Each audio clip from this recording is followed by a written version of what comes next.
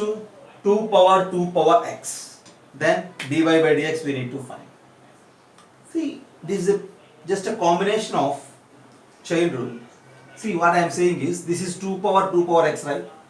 Y is equals to 2 power of 2 power x.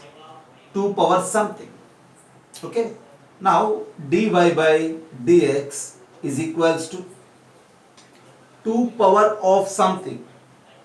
See, just like chain rule property, 2 power of something can be written as 2 power of 2 power x into log 2 base e. If we have 2 power x, its derivative is 2 power x into log 2 base e. In the same way, this is 2 power of 2 power x into log 2 base e.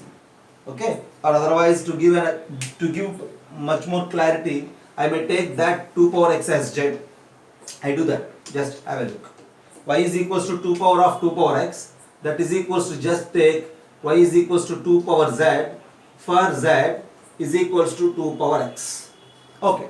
Our task is to find dy by dx. So dy by dx is equals to d by dx of 2 power z.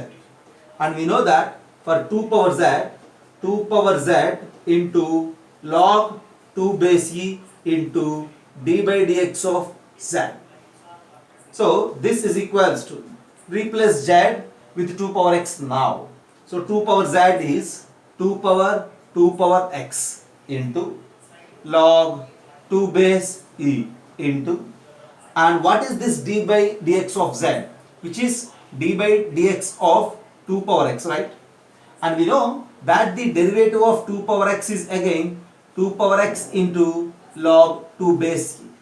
Finally, all together gives that 2 power x into 2 power x into log 2 base e whole square as the derivative for the function y is equals to 2 power x. Okay?